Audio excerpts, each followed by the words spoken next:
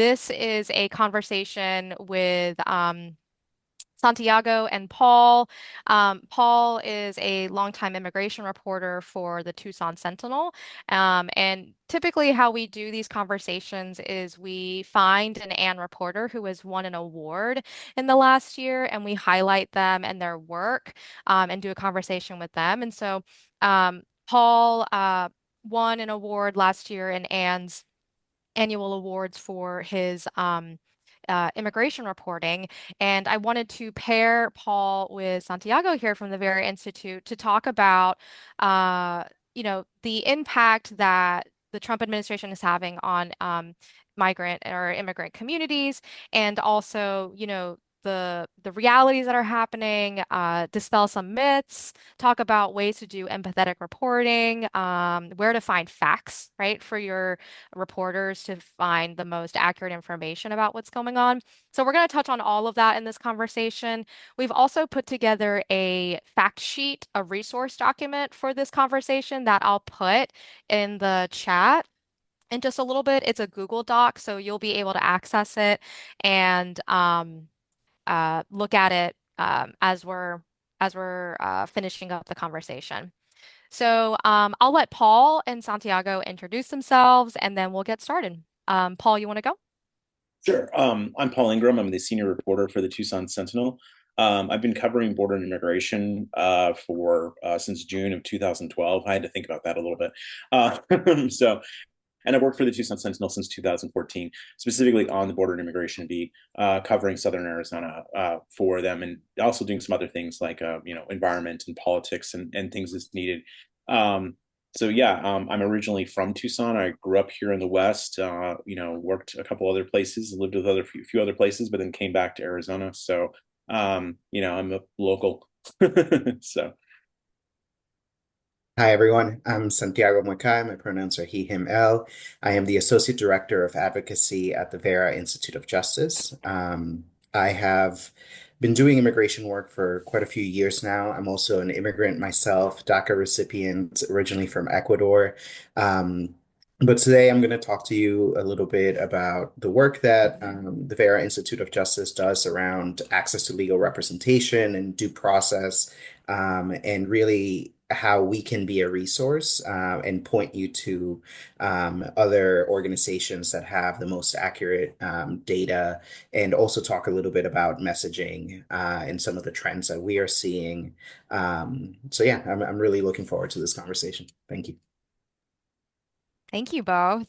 I will say that for AAN members who are here, we are probably going to try and put together something similar like this for our annual conference in Madison, Wisconsin this year. So, if you're thinking about coming to the conference, I think we'll have a really great slate of stuff. And Probably we'll be talking about this in July at our conference as well. So I wanted to start by grounding the conversation in what is sort of reality. And let me see if I can figure out how to do this. Um, yes, here we go. So can you guys see my screen? Mhm. Okay. So I was on another call about how to do best practices for immigration reporting. And one of the things and one of the uh, facts and figures that they showed on this call was this specific graphic. And I have a link to this in the resource doc that we'll share. But a lot of the conversation and a lot of the reporting around what's been going on lately uses words like unprecedented or, record breaking. And while you can see here that it is true, maybe that the immigration numbers have reached a record-breaking number just in the last couple of years, it's not necessarily unprecedented, right? So you'll see that this graphic goes back, 60 years or so, and you'll see that there have been really, really high spikes or high numbers, like a 6.1 million number in past years. So, for example, the 1.64 number back in 2000, it looks like this number maybe back in like the mid 80s. So it's not necessarily unprecedented that we're seeing so many folks come into the United States. And so I wanted to sort of use this graphic to ground the conversation and set the tone for a lot of the stuff that we'll be talking about today of dispelling myths and ways that we as reporters can make sure to um, use facts and figures to ground the reporting and what's actually happening versus, just going on based sort of the fear-mongering stuff that the Trump administration is doing. So with that, I'd like for Paul and Santiago to talk a little bit more about, language, and maybe we can start there because we work obviously in writing and in words. So let's talk a little bit about the language that the Trump administration is using, and where we can start there, and then we'll get more into what's actually going on the grounds. Sure. Yeah. I think what's really important, and we can go back to the number, and also kind of it dovetails with my reporting. The story that I got the award for was about all these migrants who had showed up in this little tiny place called Sasabe. It's really far in the desert. It's really, really remote, and they had come in right before, just a few days before Christmas, and they were kind of enduring the winter. And I mean, it's Arizona, so people go, "Oh, it doesn't get really cold here, but it can rain." And it was actually snowing that night. And so I got a call from folks, humanitarians, No More Deaths, who knew people were out there and were starting to go out there and bring supplies, but they were really worried that people were going to freeze to death. And what they asked me is they wanted me to come out because they wanted me to document it, and they also wanted me because they knew I could call Border Patrol and I could kind of push them a little bit, maybe to bring some help. And so I drove out there. It was probably, I think I got the call at like 8 o'clock at night, and it's about a 2 hour drive. So I got out there about 10 o'clock at night, and it's really, really dark. It's real cold. It's been raining. I've been on the road before. I've been driven out to the place where they were been, so I knew where I was going. And I managed to drive out there, and then immediately started trying to document what had happened there. And on the way, I'm calling folks that I know in Border Patrol, being like, "Hey, I'm driving out to this thing. I think you've got a real problem here."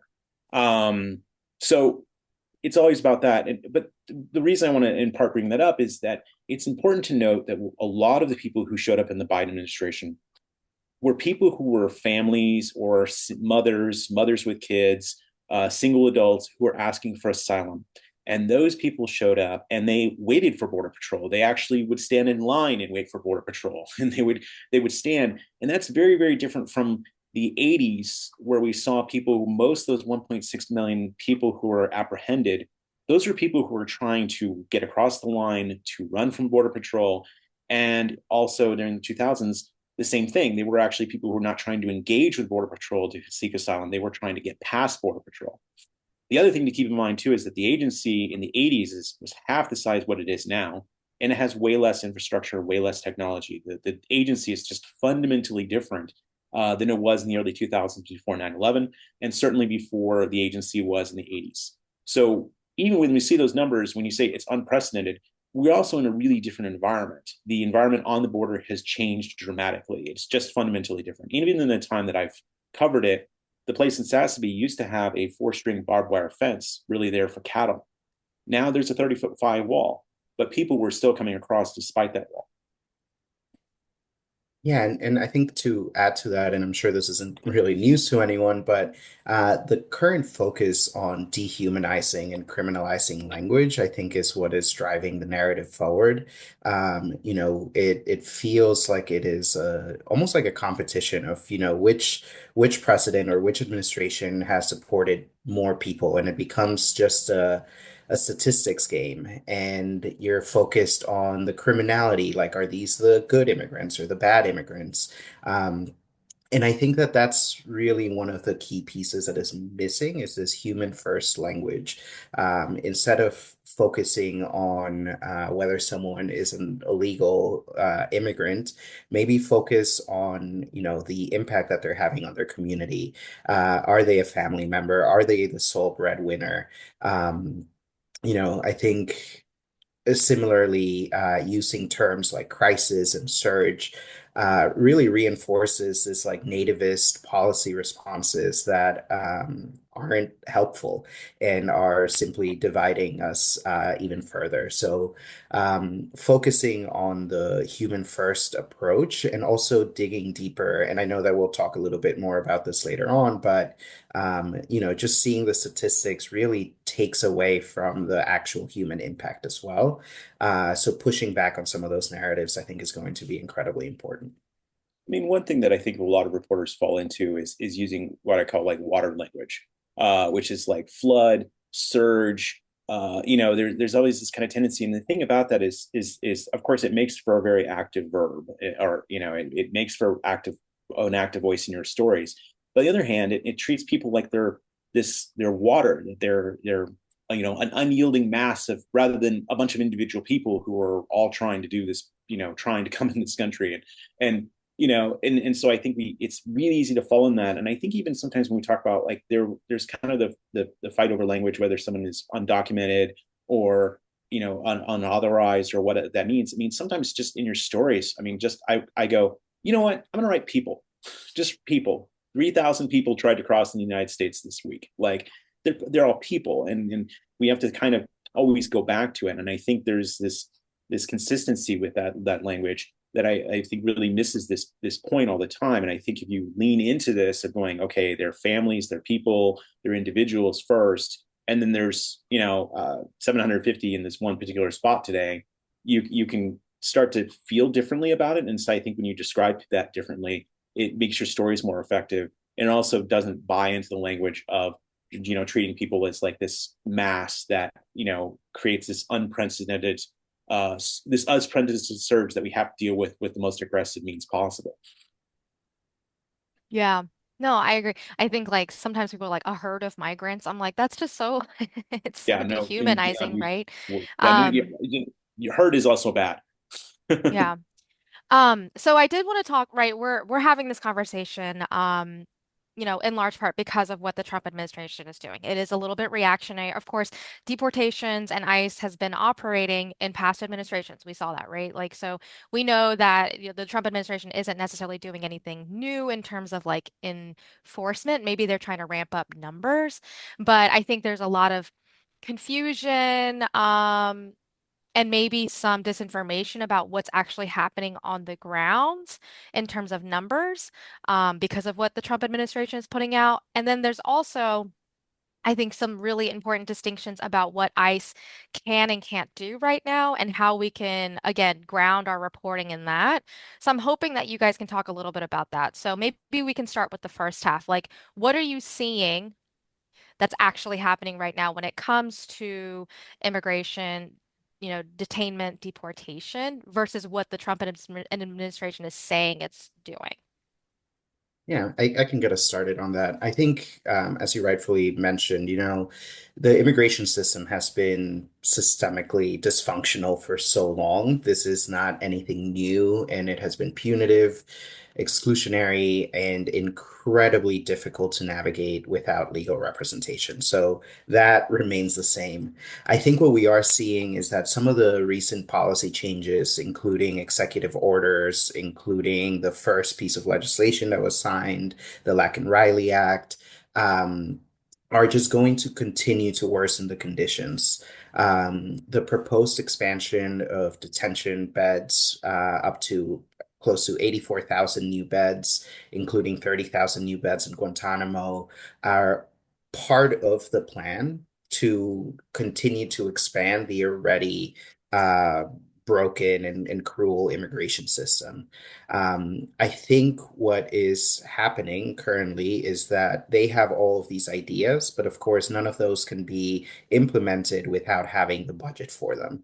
And so that's why I think currently the reconciliation process or, this process to skip the filibuster and be able to update budgets in Congress is so incredibly important and has to be reported on because this is where all of that funding for those programs is going to come from. And it's incredibly expensive. It's close to $350 billion for mass detention and deportations at the expense of other life-saving, benefits like SNAP and Medicare.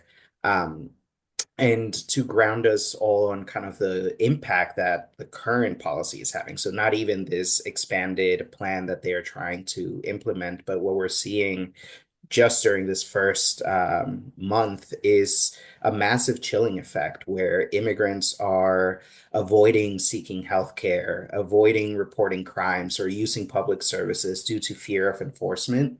Um, and that's going to cause, mass deportations, of course, are going to cause family separations and economic instability. So we're almost in a wait and see moment where if they get all of the funding they need, this is going to be exponentially worse. But where we are currently is that they are using a lot of the same tools, maybe in a slightly um, more cruel and inhumane way than they have been used previously. But we are basically at a very similar rate of enforcement and detention and deportation. They're just being a lot more vocal and in your face about it. And I think that's really the key to it is there being more in your face about it. There's this very clear pressure of kind of a shock and awe campaign of them wanting to present this sort of sudden surge, but there's only so many officers, for example. There's only so many. It was so very quick. ICE is actually sort of two agencies, and there's one agency which is enforcement removal operations, and that's the agency that's really the ones that do door knocks, go after people specifically for immigration crimes, and also the ones who run the private detention centers and their own centers. Then there's HSI, which is Homeland Security Investigations, and those guys, they're kind of a weird agency because in some ways they were kind of cobbled together for all the other investigative agencies that existed, through under Homeland Security. They were kind of smushed together after 9/11, and then they're become this kind of investigative agency because the FBI was so focused on counterterror after 9/11. HSI started picking up the other kinds of cases. So they do a lot of stuff that doesn't necessarily have to do with immigration. They do, for instance, they do a lot of stuff on guns. They, of course, do things on, drugs. They also go after, for instance, like making sure that they do investigations on how people do trucking correctly. They do lots and lots of big investigation stuff. So the reason I bring that up is because what has shifted under the Trump administration is they've kind of recruited everyone throughout the federal law enforcement to work on immigration cases. So while previously you would have seen an ERO officer who worked immigration cases to find somebody who is at their house and tell them that they're being deported, that was ERO. Now they've expanded that, and so they're using not only HSI but also ATF, DEA, FBI, and they've really pushed. And the reason they're doing that is because they just need more officers. They need more people to do these kinds of jobs because they just don't have the people. So it's tricky because we just, at least in my area, you're not seeing significantly more arrests. You're not seeing big raids. You're seeing people really scared of raids. I mean, there was kind of, especially the first few weeks after the inauguration, there were really people who would report like somebody was getting a speeding ticket from the local police, and they would report that as an ICE raid. And I mean, I got in my car and drove to multiple incidents that turned out not to be anything. And that was because people were afraid and they were kind of reacting to this. And I think so as reporters, part of this was not to go, oh, here's an ICE raid, but to go ground truth it, which meant getting in a car and driving to that spot and, even going and talking to the local law enforcement, being like, hey, what's going on? Oh, this guy's getting a ticket. Oh, okay, cool. All right, I'm going to go now. So to do that. And I think that's going to be really important with reporting. Always make sure, and I know this seems obvious, but always kind of make sure you're ground truthing things as much. When people say there's an ICE raid, go, okay, where, and then go find out why. One of the things that's conflating with raids is also the notice of inspections, which is something that ICE can do where they ask a business owner, hey, are all your people authorized to work here? And they do NOIs all the time. I think they're ramping up their number of NOIs, but this is also something that was pretty regular that's been happening since, before the Bush administration. So the previous Bush administration. So it's important always to keep those things in mind. But I think what's really important is that they're trying to ramp it up. They're building the infrastructure to ramp it up. I expect that they will ramp it up, but I don't think they have yet. Yeah, thank you for that. And, part of the reason why I wanted to put this panel together was from a curiosity from my own reporting, where I had a long conversation with an immigration advocacy organization. Exactly this, right? This conversation of, okay, they have a statewide hotline. I'm in North Carolina. The organization is called Siembra NC. And there's a hotline where people can call in and say, I think ICE is here. I'm like sitting in my car in this parking lot, and across the street, I see this like sketchy van, and I think it's ICE. And so a lot of people were calling into this hotline. And it was like, in the first couple of weeks of the Trump administration, they had a huge spike in these calls. But what they found was that many people were maybe seeing ICE where they weren't because they were just so highly concerned.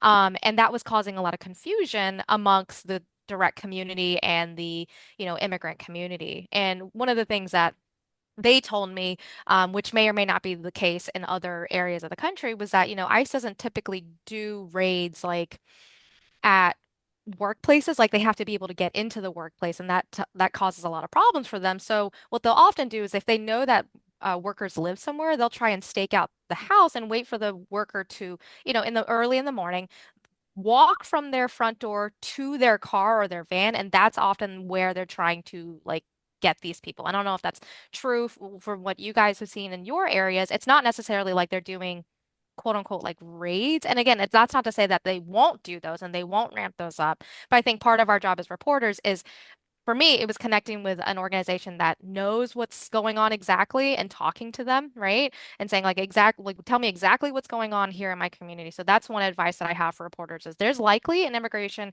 advocacy organization that's working with undocumented folks in your area, right? There's some organization like this where you live, hopefully. And they know exactly what's going on. So tap into those folks and ask them, okay, what's going on? Are people being deported? How are they being deported? How are they being detained? Like, how are they being arrested? Are they being released? Blah, blah, blah. What are you guys seeing where you are in terms of exactly how this works? And then I want to talk a little bit more about other sort of like myths that are happening or things that we should be dispelling as journalists. I think you did a great job kind of capturing some of the limitations that ICE has currently. One of the other things we've seen is that, similar to what you mentioned, they're targeting migrants early in the morning when they're taking their children to school, or they're, staking out a specific exit on the highway because they know that like most of the people going in that direction are going to work in a farm. And so they know kind of how they can get people before they get um, to their job site. But I think that's also totally correct that there is a lot of misinformation about what is happening.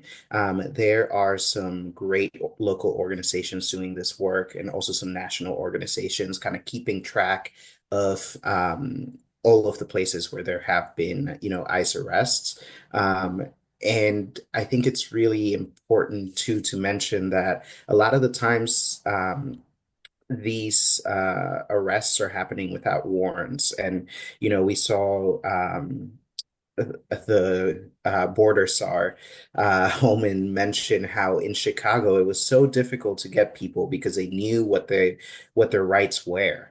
And so if you know that you shouldn't be opening your door to ICE agents without a warrant, they are not going to be able to arrest you. And so this education is such an important component of protecting people's rights and protecting migrants in our communities. Um, and it's something that, we've seen members of Congress talk to their constituents about, and now they're getting a ton of backlash from the administration for sharing all of these resources. And one thing I'll mention there is that if you are upset that the community knows their rights, it's probably because you are going to abuse those rights. Um, so I'll stop there. I know that we can certainly share a lot of resources on local organizations that you can reach out to. We certainly want to be a resource for all of you. And if I can make a very quick plug, Vera the Institute of Justice has a SAFE network, which is around 55 different jurisdictions across the country that are providing publicly funded legal representation. And so we have partners all over the country that we can connect you with in your state or in your locality. So certainly reach out to us if you have any questions.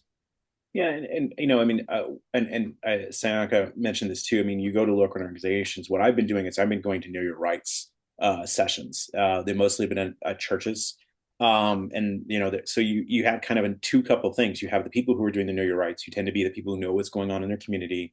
There's some also immigration lawyers. So I know a lot of the immigration lawyers work in Tucson, but I always meet somebody new.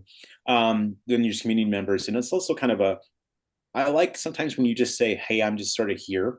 I'm not really here to ask questions. I'm not here to do work. I just want to know what's going on."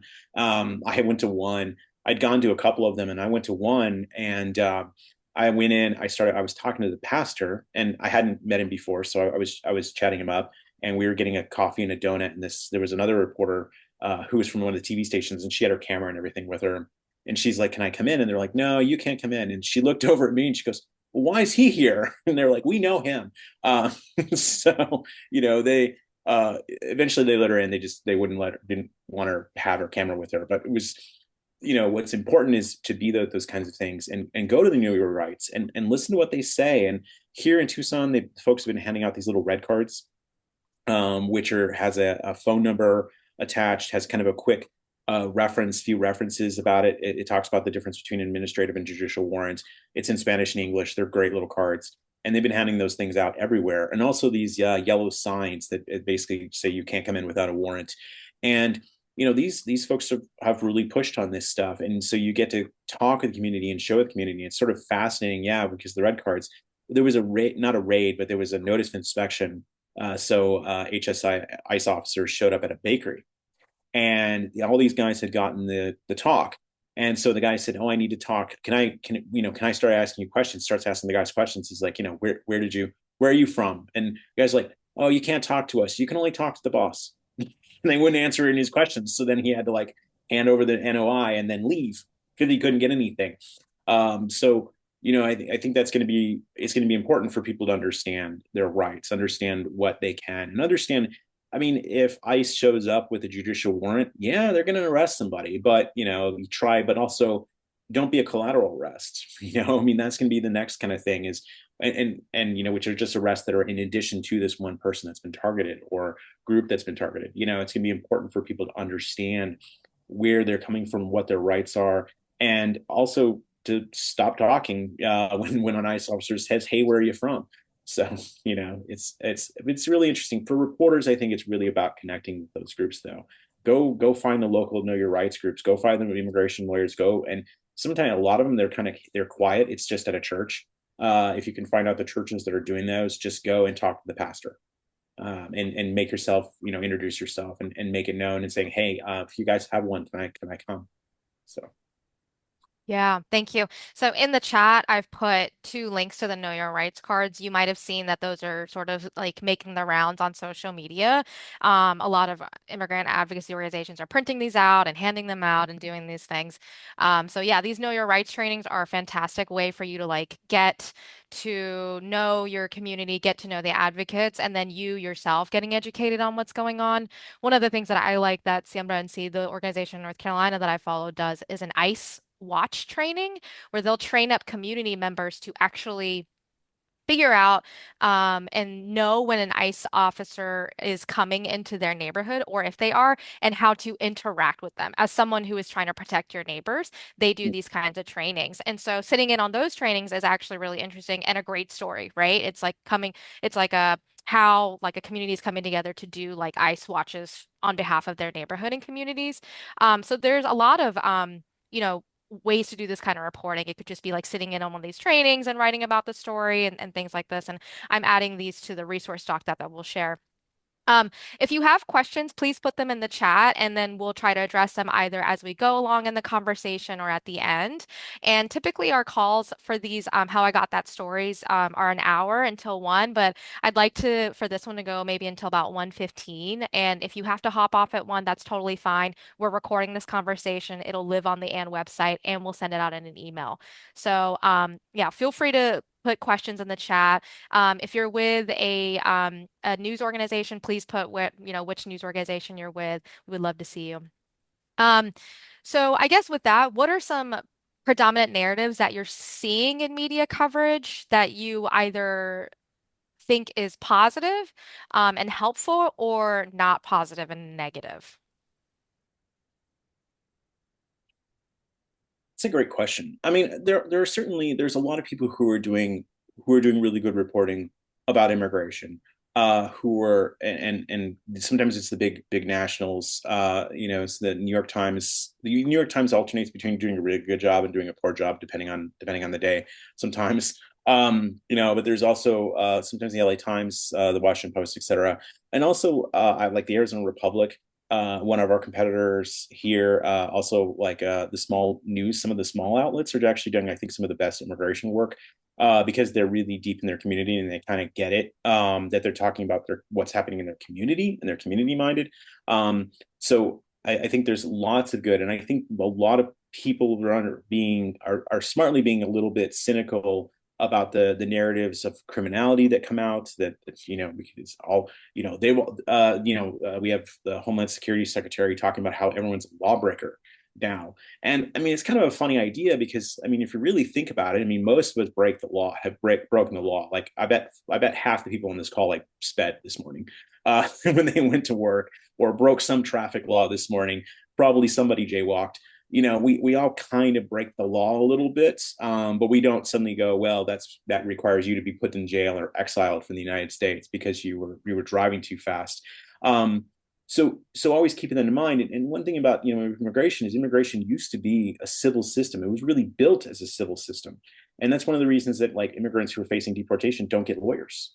They're not being treated as criminals. They're being treated in the civil process. So they have to get their own lawyers. But the system flips on this because at the same time you're exiling somebody from the United States, you're separating them from their family, you're doing all the things where you're treating them as if they committed a crime, and then the system doesn't really want to protect them for that, and that's very different. So here we had this thing called Operation Streamline, which was pretty notorious and was around for a long time. And what they would do is they would take immigrants in and they would treat them in federal court, and they would prosecute them criminally, and they would do them en masse. So you'd get 70 people at a time. They would all kind of marched in shackles, and the judge would say, you've been charged with these crimes. How do you plead? And then they'd all kind of plead guilty.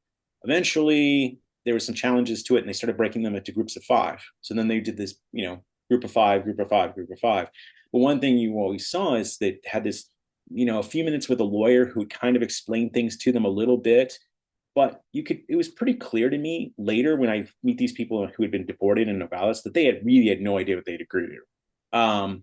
This very, very thin, streamlined process didn't really give people the understanding of what they were happening. And that was a criminalized process. And with the civil process too, you see that. So the people who are doing bad job of this, I mean, I actually feel like we could probably just sit here for an hour and talk about all the different news agencies that are doing a terrible job on the border.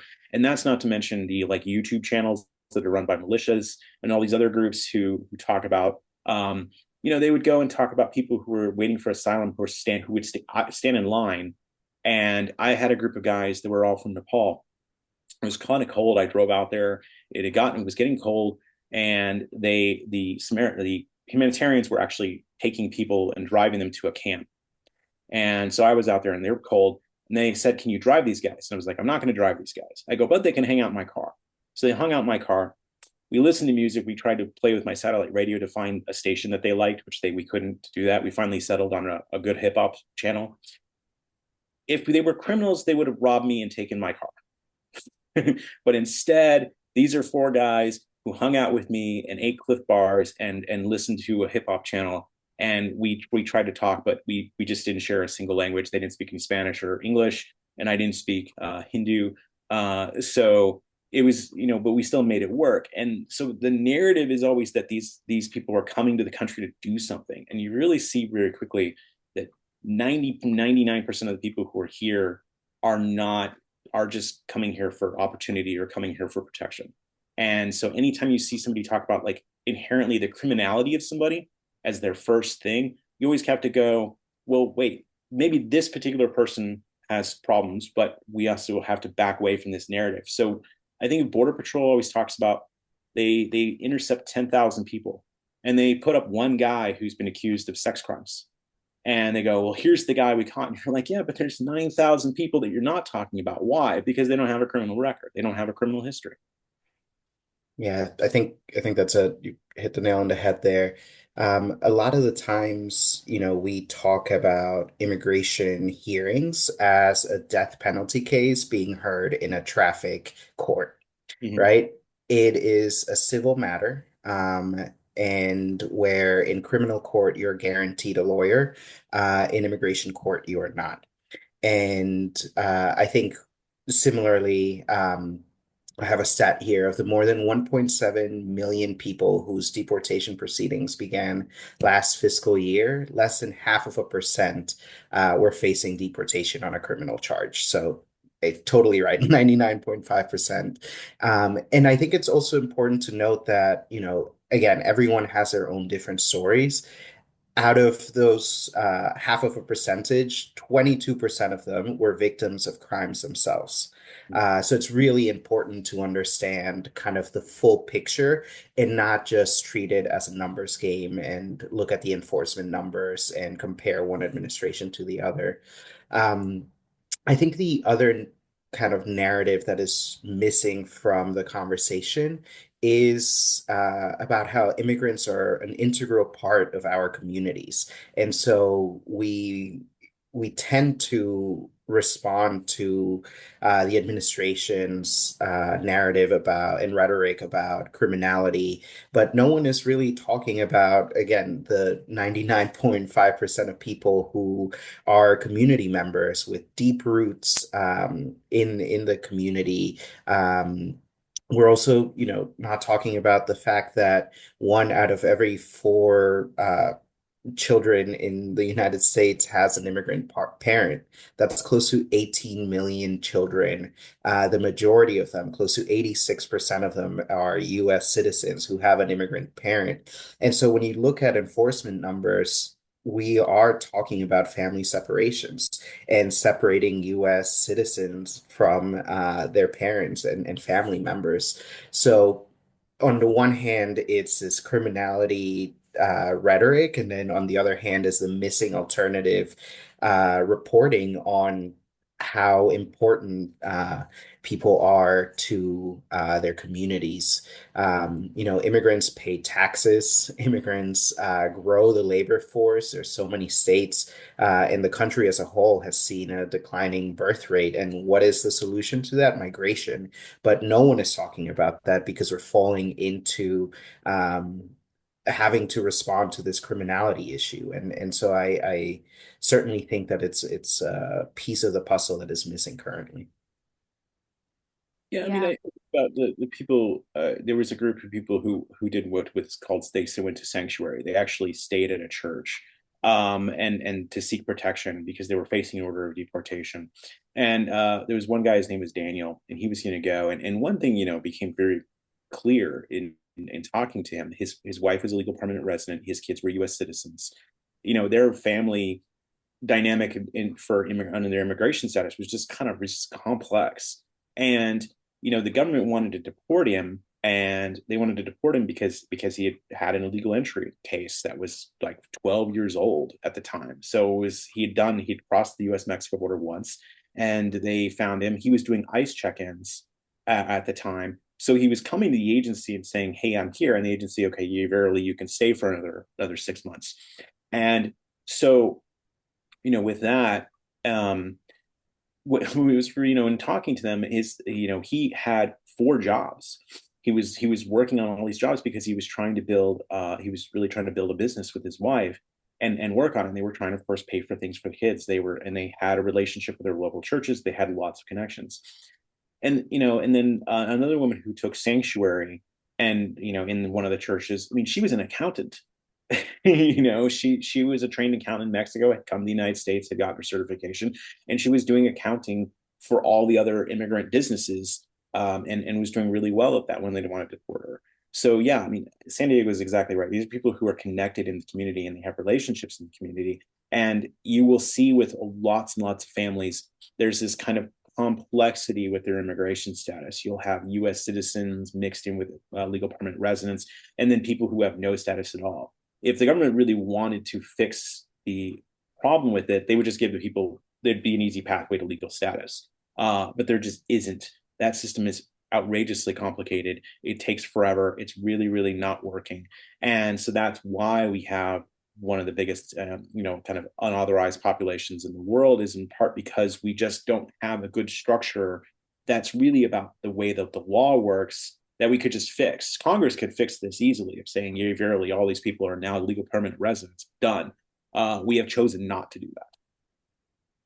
Yeah, and I think just to add to that too, one of the things that we're seeing first is this narrative that they're only targeting criminals, and we know that that's not the case because, people live in communities and often tend to congregate with other people who might have mixed status.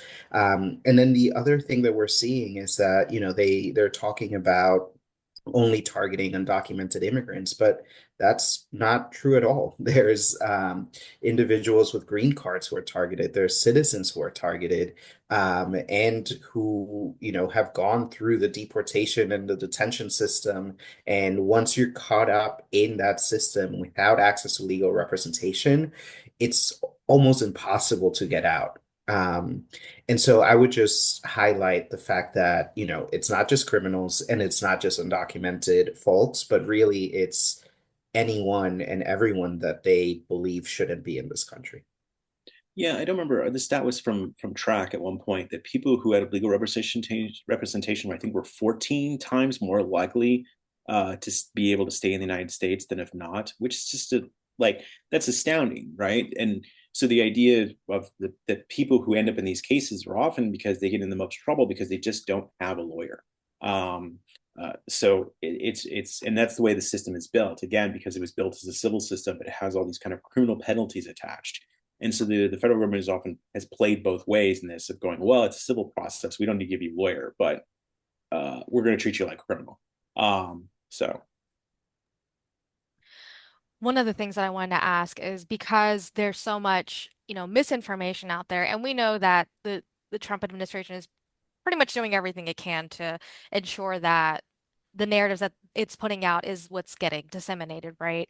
I am wondering if, where reporters should go to find um, real facts and data about immigration and the numbers of people who are being detained or are undocumented. Like, do those numbers exist? And as reporters and researchers, like, where are you going to find that information? And again, we'll have a resource doc that we're sending out to you guys.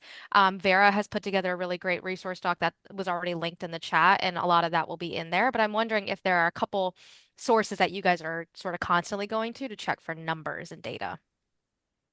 Yeah, I think Track is a really great resource. Again, it is linked in the document.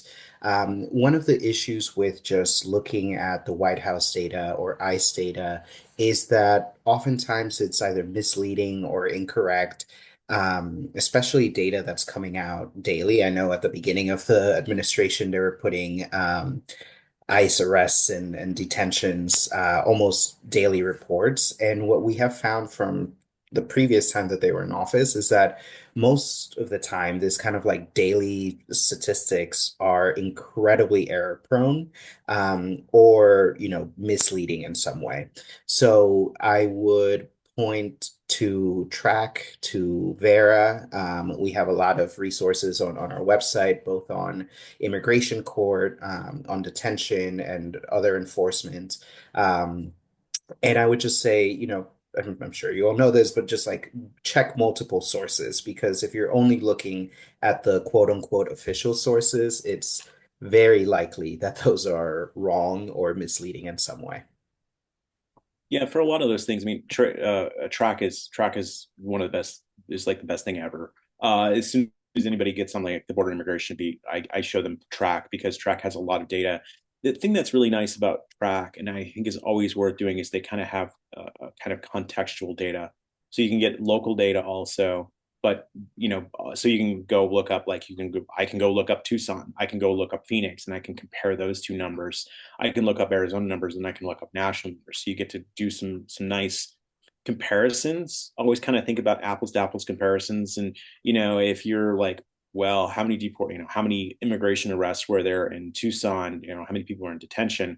Go look at another city, a equivalent city, just to kind of see what it looks like. You want to know if it's going up everywhere, or maybe this is just kind of like a statistical spike. Um, and then, you can of course look at like ICE data. You can also look at the Justice Department's data from the EOIR. The I'm forgetting what the acronym stands for. I'll find it for you. But they have some data as well. Their data is also a little skewed in the way that it's presented too, so you can't make direct comparisons, but you can kind of look at those and use those to think about it.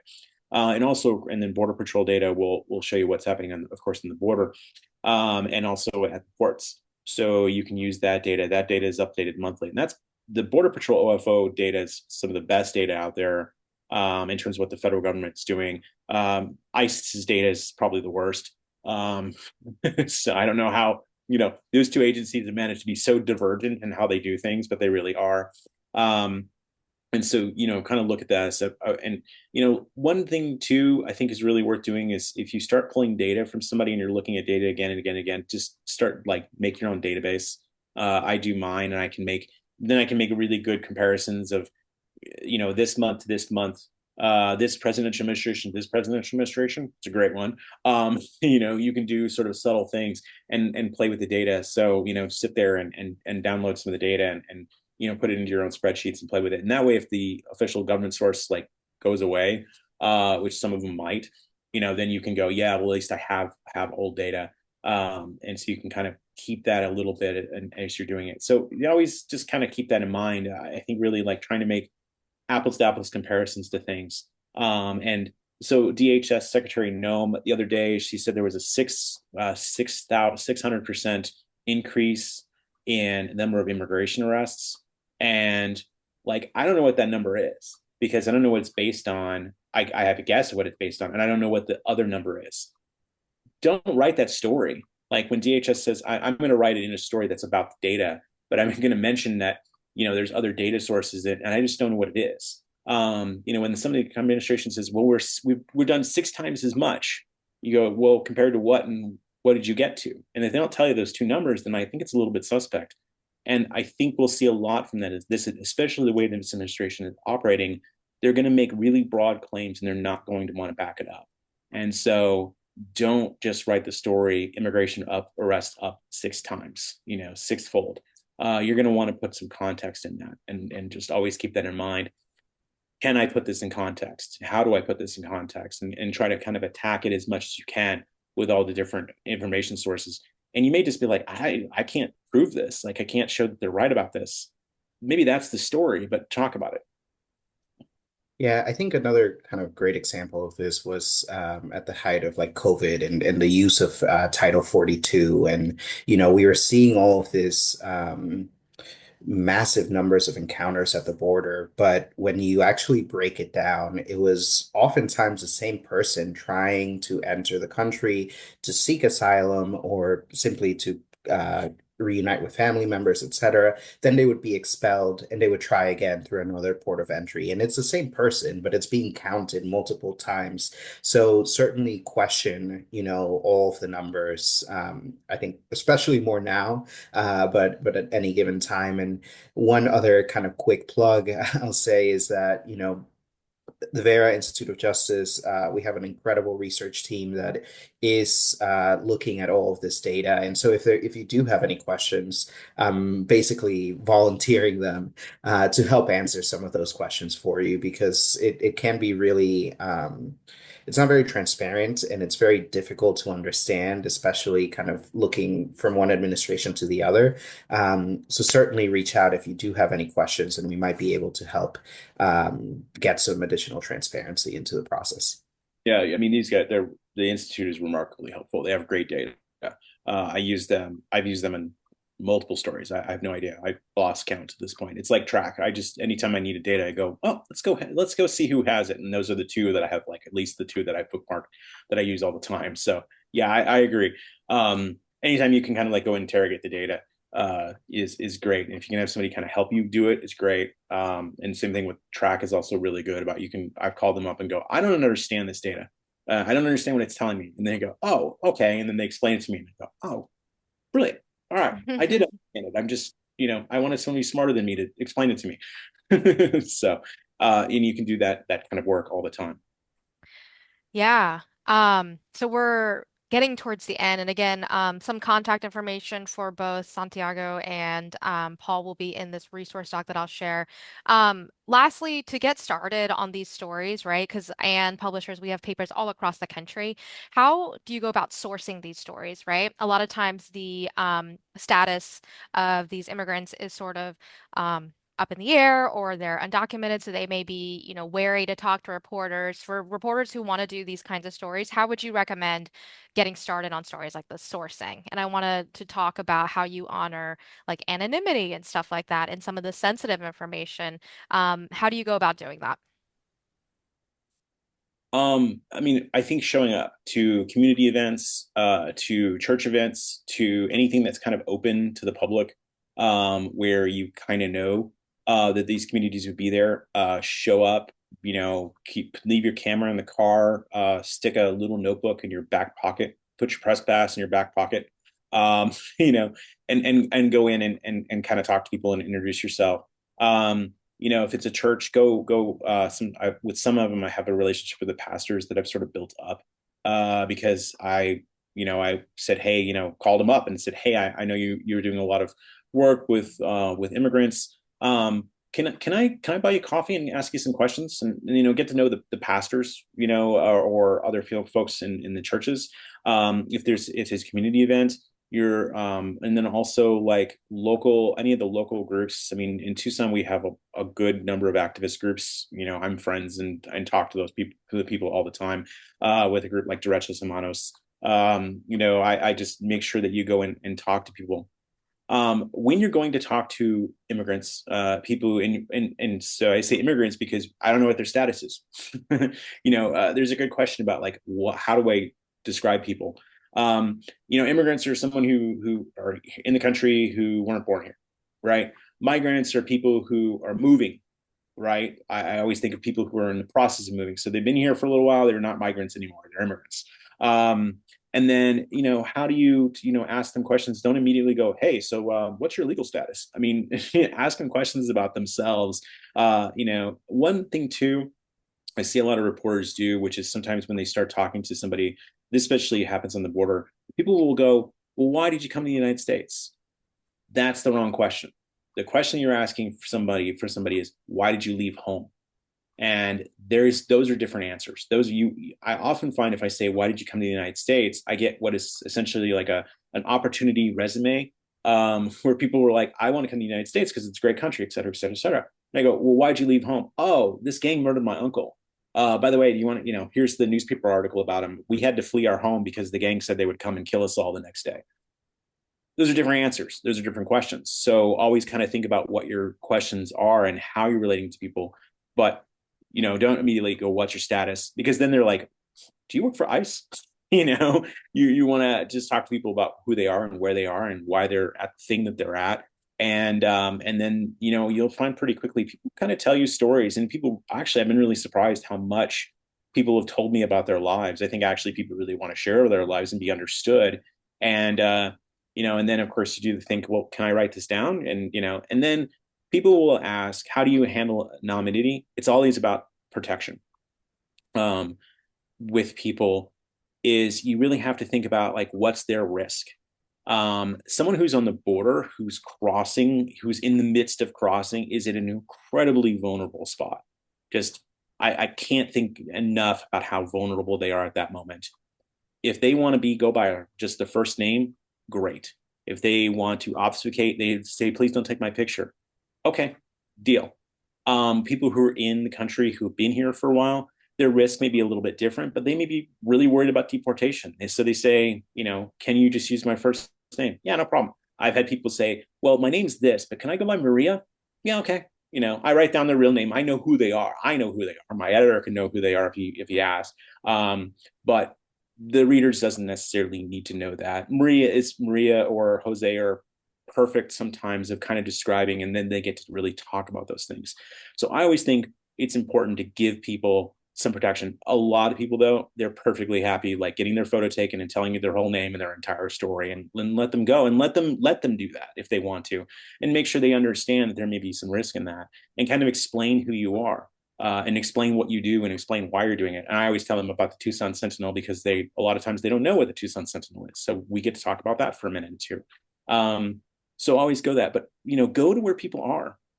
And that seems super obvious, but I also like that's just how you do it. You keep making relationships with people again and again and again, and then people will call you. And so the guy that I wrote the sanctuary story about, his name is Daniel. Yeah, he texts me. Still he texts me because he sends me pictures of his kids. Because he's like, here's my kids, and so I have a kid. He's like 14 now, and he's giant. And I said, oh, you want to see a picture of my son Connor? Here he is. And, my kid towering over me, which Daniel thinks is hilarious. And I'm real short. Uh, so, you get to work those relationships all the time and really go that, but just talk to people and go to these things and really do it. But make sure you're kind of thinking about what you're asking them and how you're asking them to do that. But I think I think most a lot of these people deserve source protection. If they want to be anonymous or they don't want to use their name or they don't want to have their photo taken, I think that's their right to say. That's for us to say that's okay. Santiago, last question, I think for you, you know, for reporters here, what kind of stories would you like to see more of, right? So a lot of Paul's stories are great examples of to do this kind of really strong, empathetic, grounded reporting. What kinds of stories do you want people to be doing? Great question. I have a bit of a list here, so I'm just going to kind of go through it. First, I think it's really important to highlight that, again, deportation risks extend beyond just undocumented immigrants. So telling those stories and shifting the narrative there. Again, kind of shifting the narrative from criminal versus non-criminal, deserving versus undeserving migrants, exposing the connection between mass incarceration and immigration enforcement. ICE operates within the same kind of prison industrial complex as criminal detention. And I think that that's a really important angle to focus on. Um, Including the context of US foreign policy and migration patterns. Many of the asylum seekers that are fleeing the conditions that have been exacerbated by US policies. And I think it's really important for immigration reporting to tell the whole story. I think also elevating alternative narratives like highlighting solutions that support immigrant communities, highlighting the work of public defense programs. Again, we're working with 55 different jurisdictions across the country that are doing incredible work. And I think that that's also one of the things that is missing at the national level is, the first bill that was introduced, the Lack and Riley bill, it almost felt like Democrats didn't have an alternative to put up against it and say, no, they're not all criminals, and we shouldn't be expanding, the sweeping enforcement arm. We should instead focus on providing legal representation or reducing the backlog. And so I think focusing on solution-based alternatives is really important. And Yeah, I think also shifting the focus from border security to human mobility and economic integration and the role that migrants play in our communities, in the economy, in kind of paying taxes and, often not getting services back from it. And yeah, I think that those are all things that I would love to see more reporting on, and it's things that Vera can certainly connect you with local organizations that are doing really, really incredible work. And we would love to kind of highlight their stories in a way that, similar to what Paul was saying, there's a lot of organizations as well that don't want to have that target on their back. So they might be able to share information in an anonymous way because they don't want, a state AG to come and um, target them in the future. So there's certainly different ways of doing it, but highlighting those stories, I think, is going to be incredibly important in shifting the narratives. Yeah. One thing that I wanted to echo, if folks want to start putting questions in the chat or raising their hand in the Zoom, we're happy to open this up to questions for the last 10, 15 minutes.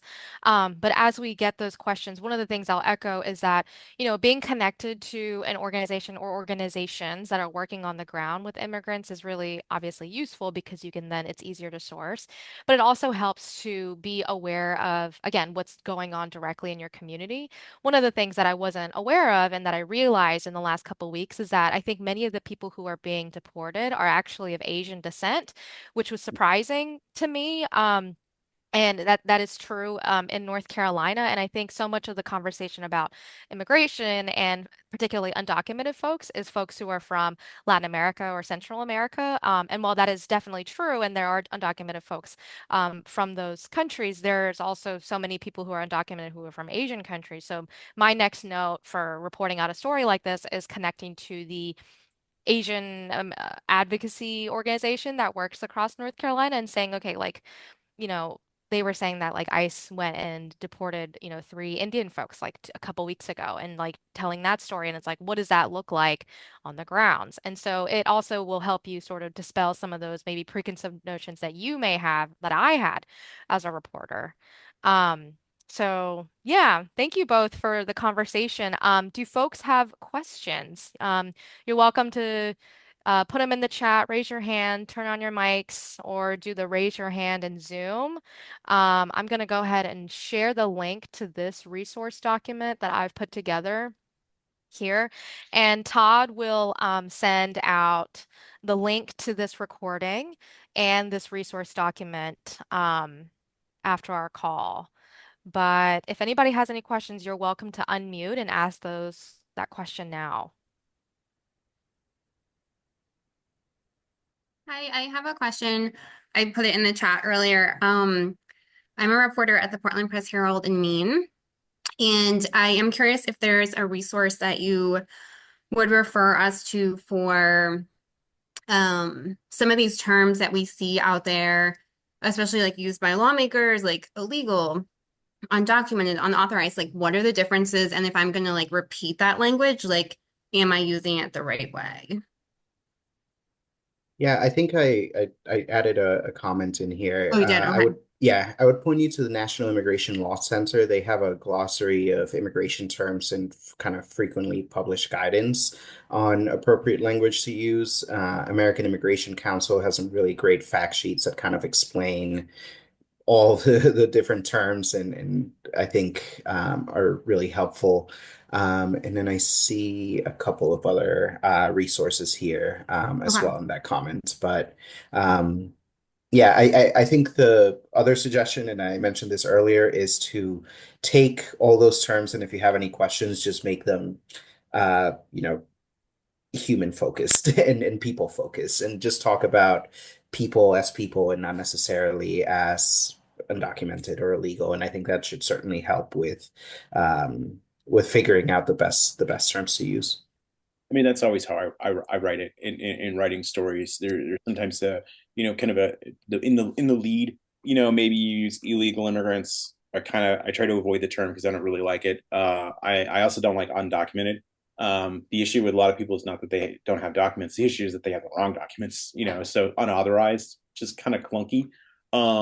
But sometimes I think when you need it, that's sometimes the term to use. And then, but really in your writing, like, I mean, I use migrants more sometimes just because it's just, I'm talking about the border. They're literally migrating, so they're migrants. But but switch, if you can use the word people in here, kind of you make that as your test. You kind of go write the sentence, and you go put people in it. If it still makes sense, use people. And I mean, I feel like that's obvious, but so much of the immigration reporting is kind of always othering people and not talking about those people with families. I will say families. If I when the story that won the award, those are almost all families. They were all families with like little kids, and they were freezing out there.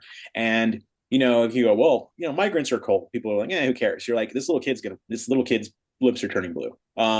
This is just a different. Those are different things.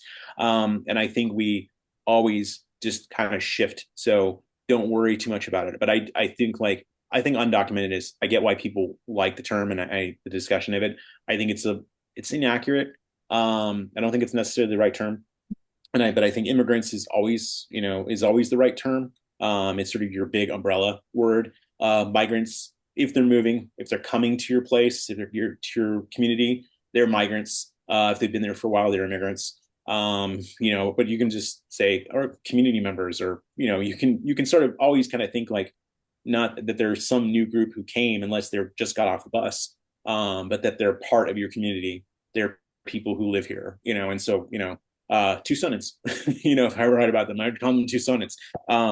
So it's always kind of think about those terms. But the NLIC does a really good job, I think, of laying some of these things out and how they do it.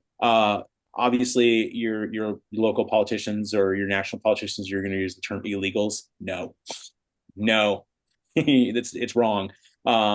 It's wrong for a couple of reasons. It's a pejorative now. It's a shortening of something. It's not understanding their legal status. It's just fundamentally inaccurate. So never use that. I wouldn't, even a quote, unless you're really trying to point out how this person talks about these people.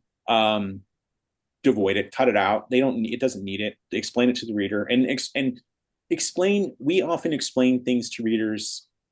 We kind of reiterate. We have certain little graphs we kind of reiterate all the time. Like, feel free to explain to your readers sort of what this means in a quick graph, about how people come to the country, how difficult the process is. There's whatever makes sense in that point. Go ask an immigration lawyer. They'll explain to you, like, maybe, and you can kind of talk to the reader a little bit all the time. You'll find yourself writing the same sentence again and again and again, but that's okay. Thank you. Rachel, I think I saw your hand go up first. Go ahead. And if you work for a news or if you'll just let us know. Yes. Hi, everyone. Thank you so much for doing this. I'm an investigative reporter at Investigate West. I'm based in Boise, Idaho.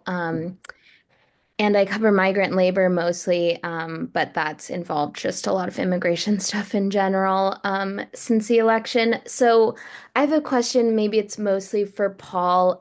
Given your location here in Idaho, one of the big things I'm looking at is that since the election, state officials and just local sheriff's offices have been really, supportive and like really working with ICE very closely. The state government, our legislature's in session, so they're trying to pass kind of Arizona, Texas type of legislation about cracking down or like making uh, being undocumented in Idaho a state crime. So I'm just wondering how you might be thinking about that type of state and local movement and kind of, that type of part of this story. That's a really great question. I think in part of me, right. So Arizona is one of the places that's like kind of in the genesis of like the SB 1070, the idea of making local law enforcement really aggressive and kind of requiring local law enforcement to be really aggressive against immigrants. And part of that is pushed because there's this real tension in Arizona between Maricopa County, where Phoenix is based, and Tucson and Pima County, and also some of the other counties. There's this tension where Tucson doesn't want to do this stuff. Tucson doesn't want to work for ICE. TPD doesn't. Where Maricopa, folks in Maricopa kind of did for a while, and then the legislators, of course, who most of the legislators who are pushing this aren't people who live in the communities on the border. They're the people who live in the communities north of Phoenix, are really pushing hard for these sorts of things. I mean, I think one thing to keep in mind is like that there's the way the federal law works is there's supremacy. And this was something that SB 1070 talked about, which is just that the immigration is the federal government's job, it's the federal government's purview, and the idea of the state getting super involved in this stuff is historically been something that just wasn't done. On the other hand, the feds have been really good at recruiting and kind of deputizing their own agencies to do this, and you saw this really really popular through like the second Bush administration, and you'll see this program called 287G, which it is hard to explain on a video chat, but is a process that really works. One thing to keep in mind with 287G is to understand why 287G has waxed and waned, because you'll see, of course, a lot of agencies, you'd be like, well, of course they want to do this. The reason is because 287G has a lot of problems for local agencies, because essentially when you end up in a situation is that they're holding people for extended periods of time, which means it's expensive, but it also means that they open themselves up to civil rights lawsuits, which has happened to other agencies. And that's why some of the agencies got out of 287G, is because they just didn't want to deal with it. It's not worth it to them. They tell ICE that people are there. They also issue detainer requests. Somebody asked a question kind of about sanctuary cities, which is one of those things that I think is the media has really ramped up and talked about, but isn't that important. I don't know why we care that much about sanctuary cities in a way, because all they mean is that when someone arrests somebody and they take them to the jail, they are required by federal law to say, hey, we have this person and they're here, and ICE can issue a detainer, and they just they just ignore the detainer. They say, he's in the jail, you come get him. And ICE will go, well, can you like hold him for an extra couple of days? And the jail goes, no, come get him now, or we're releasing him. That's it. And so this idea that there's this provided sanctuary, this bubble, it's just not true. And it doesn't matter that much. But I think you're seeing this, we're seeing this really ramp up. And I think what's going to be important is understanding what the law was, the way the law works, and how much they're going to change the law. And how then probably figure out exactly how the sort of civil lawsuits are going to go, because they're invariably going to attract civil lawsuits, and how that's going to work. Then the next thing for immigrant communities is, what does this mean? And I think one of the things that, and lots of people have talked about this, the toughest thing about these is you see that immigrant communities will withdraw from police agencies. They'll avoid police agencies, and that has a lot of bad effects. So I think it's worth always talking about it. Well, what that means is that these immigrant communities, if there's somebody who's committing crimes inside of the immigrant community, they're actually going to be more successful, because these people will not report those crimes. Also, for migrant wage theft, man, this is how you create situations where people are just getting their money stolen from them, because they're put at the kind of end of the line. They don't trust police. They have no one to report to. And so they end up just being more and more affected by these kinds of things. And so I think always make sure you sort of understand what the other effects are and how that's going to work. And it's pretty clear every time that someone's passed this kind of hardcore legislation, immigrant communities have stopped talking to police, and crime has gone up. But most of that crime gets directed in immigrant communities. And that's going to be a huge problem. But I honestly, I think wage theft is like one of the hugest deals, because all of these things, it becomes so easy for someone to say, well, I know you're undocumented, and if I'm not going to pay you today, well, what are you going to do about it? If you say anything, I'll call ICE. And so I've heard that story from lots of people. So wage theft, I think, is actually a huge issue. And it just accelerates wage theft in these countries. So I'm putting these ideas and angles to work on for reporters. That's another thing, right? Wage theft is something that happens in any administration, right? So like Trump is ramping up his efforts now, but employers will often use or threaten the employment status of their employees to then, take away wages. So I put in and linked a wage theft toolkit that, again, the organization that I really like in North Carolina, Siembra NC, they do a lot of work around wage theft year round, every year, right? Regardless of administration. So there are stories that you can pick up and do, not just when it's like things are heightened in the media. And then one more quick thing about the 287G, you can see if your local law enforcement agencies have 287G agreements, which basically allow them to detain migrants for ICE so that they can get picked up later. That's simplified, right? I mean, it's basically an agreement between them and Customs and Border Patrol or ICE, right? Well, there's two kinds too. Okay. There's the ones for jails, which a lot of places have. And Okay. then and I'm blanking what the acronym is for it, but there's the jail one agreements, and then there's agreements that allow police officers to arrest people To for act as. having the wrong immigration status. Okay. And so those are rare. But Okay. you'll see some places have both. Some places like Arizona, there's 3 jail agreements, but there's no custody agreements. Okay. But there are other places that have both. So Mm, I don't know about Boise. I'd be actually curious to look at that and yeah. see what 287G looks like. And also, of course, lots of agencies are like really excited to start 287G again. So Right. I would go ask your local agencies, like, are Yeah. you applying to become 287G? And if they say yes, go, oh, hey, can I have your can I have what you filed with ICE? Yeah, cool. Right. And then there's your story. I mean, right, like Yes. you need to lay that out there, because people are going to be mad about it when they figure out how much it costs. Yeah. Uh, and then it does open them up to civil lawsuits.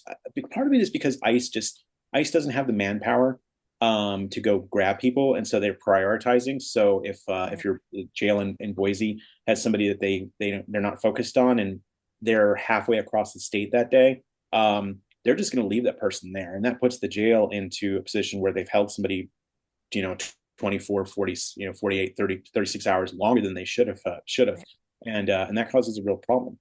Yeah. And that opens them up to civil lawsuits. So One other thing I'll mention that I'm working on is reaching out to your local schools and school boards to see what the policies are when if ICE officials or law enforcement comes to a school and says, "Hey, I think there's an undocumented kid that is in the school." Like, what is the school board and the school district's policy around that? Oftentimes, they'll do a thing where they won't give away like the citizenship status of their students. That's usually within their policies, but you can make public records requests for that too, right? So these are things that can be replicated across all different areas.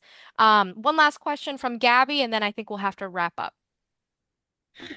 Thank you. I appreciate that. I'll try to be brief. My name is Gabby. I work for Chronogram Magazine. We focus on the Hudson Valley, not really breaking news stuff, more like human interest stories, mostly arts and culture, but we are focused in the community, and this is an issue that is affecting our community. So we want to be as proactive as possible in sharing some of these resources and educating the people that are our readers.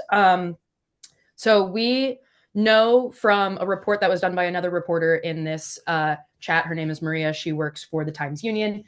She reported that like in Kingston, the local police stated that they are not working with ICE and will not release like any information in that way. But I was kind of wondering, I guess, just because I'm new to reporting on this kind of stuff. This is my first time, so I just want to make sure that I'm being led in the right direction because it matters to me and it matters to a lot of people. How exactly does ICE like know that somebody is possibly like an immigrant if they're not working with local police stations, and if they can't get a warrant? Like, how exactly are they getting this information? It seems like it's maybe being obtained like illegally. Like, I think my curiosity is how to keep other people safe, maybe if they don't know all of like the resources that they can use to help them, trying to be more preventative as opposed to like defensive, if that makes sense, like trying to rectify the issue after it's already been a problem, trying to just keep people safe ahead of time. Was that a So dumb I think question? I don't know. answer. no, I not at all. feel like I've been talking a lot. So Some of it is just as simple as like some of it is racial profiling, right? Like they just know that there is a group of migrants that congregate in this corner, and so we're going to go to that corner and ask questions. And I think that that's why it's so important for folks to understand their rights and kind of what to do in those situations. I think that there's sometimes, as you mentioned, with wage theft, it could be that a company is kind of sharing that information because they want to uh, be punitive in some way. So there's lots of different avenues. We're happy to kind of follow up if it would be helpful and share some additional information. But sometimes it is just as simple as racial profiling. And so I think it's just important to keep that in mind as well. Yeah, and one thing I think with there's racial profiling. There's also there are people, of course, who have reported to ICE. They have some history with ICE or with other law enforcement, federal law enforcement. So they're known. The ICE may come and target one particular person that they know is undocumented that has some kind of like long-term running case, and they finally just decide to go get that particular person. And then they do what's called collateral arrest, where they start asking questions about everyone else in the room or in the business's immigration status too. And then we'll grab those people up too, to kind of that buoys their arrest numbers too. And then, one thing, I mean, a lot of police agencies don't want to share information, but they do. Part of it is because the way, like, if somebody is arrested, they're fingerprinted. That fingerprint and that data that goes to a database that's shared by the federal government. If you have an immigration case, that's going to pop, and they're going to see that. So that's something they're required to do by law. They all do it. They say, well, we're not agreeing. So they're not maybe doing raids with ICE, but they're still maybe telling somebody that somebody is here because they're in their jail because they got a DUI or they have a domestic violence episode or something like where they end up in jail. Aggressive, excessive speeding. People end up in the system in lots of little ways, and it may be it may be something that's an old case. If you committed a DUI 10 years ago, you're deportable. If you were a legal permanent resident, you're still deportable because of that, because there are certain crimes that rise to the level where you can be deported and you can lose your status because of that. So there are people who may not be entirely aware that their legal status was actually lost a decade ago, 5 years ago, 2 years ago, and ICE hasn't come, but ICE now wants to come because they want to go and get as many people as they possibly can to kind of buoy their numbers so they can go to the White House and go, look at all the people we got. So always keeping in mind, I think a lot of law enforcement agencies are really trying to kind of balance on this pin a little bit of they don't want to be shown working with ICE because they still want to have a really good relationship with, especially with immigrant communities, but there's also fundamental limitations about what they can't do. There are some things they have to do, and so they're going to do those sorts of things. And that's it. And information sharing is really, really difficult. And the other thing I think is probably worth doing is finding out where your local fusion center is. Fusion centers are a thing that the federal law enforcement builds, but they often have local police built into them, and where they do a lot of information sharing. And so they may not share specific information about specific migrant communities or immigrant communities, but they all are sharing lots of information because they're going after targets for drugs. It's mostly for drugs, but drugs, other kinds of smuggling, other kinds of big issues in your community. You've got a fusion center somewhere, and you got to kind of figure out where that is and what they're working on and who goes there. Usually, at least ours, it's the state troopers, it's the county sheriff, it's the local police, and then their ICE and HSI and CBP are all in that same place. So they go, well, we don't share information, we don't work with them, but yeah, you do. So always kind of keep that in mind. All these agencies really work together in a way that they didn't used to 30 years ago, even 10 years ago. They're working together a lot more, and there's a lot more information sharing. So it may be the agency, your local police, yeah, from their mind, they're not really sharing that information, but there's enough information that they're sharing that lets ICE target people. Well, thank you guys for those great questions. I think we have to wrap up, but I think can we so the emails are in this document that I've shared that Todd will send back out. But if you guys wouldn't mind putting your emails or like a contact information thing in the chat, and people can just copy those. And if you have additional questions that weren't answered in this call, feel free to reach out to Santiago or to Paul and ask follow-up questions, and Vera Institute. Thank you guys so much for this conversation. We see how important and engaged, our members are around this issue. And, we'll probably do another How I Got That Story next month. It'll be on a different topic, but we know that this was a super timely issue, so we're so excited that people were, super engaged. And like I said at the top of this call, I think the plan is for us to have a panel on this topic for our annual conference this July in Madison, Wisconsin. So if you are interested in coming to the conference, there's a very good chance that we'll have something along, immigration reporting at the conference this year. So keep a lookout for that. But yeah, otherwise, keep a lookout for your emails for this recording. And Todd will send you a link to this recording and also a link to the resource docs that we shared. Thank you, Paul. Thank you, Santiago. Is there anything else that you guys would like to say? Thank you so much for this opportunity, and please look to Vera as a resource. We are more than happy to answer any and all questions. Yeah, I go to Vera. They have great. They're fantastic, and I really want to thank you guys for putting this together. I really appreciate it. I hope hope we answered some questions and kind of explained some things. But yeah, I mean, this is one of those things that's it's hideously complicated. There's lots of moving parts, and of course it's all changing now again. So what may have been a real good solid story 10 years ago, it's just like doesn't exist anymore. On the other hand, there's new stories that are really doable. So yeah, we hope this was useful. Thanks for listening, guys. Yeah. Thank you so Thank you much. guys so much. So keep a lookout for the email, check the resource docs, and if you end up doing stories along these lines, please share them with AAN Publishers, and we would love to share them out and share them with Paul and Santiago, and stay in touch that way. Thank you, everyone. Have a good rest of your Friday, and yeah, keep a lookout in your emails for the next session next month.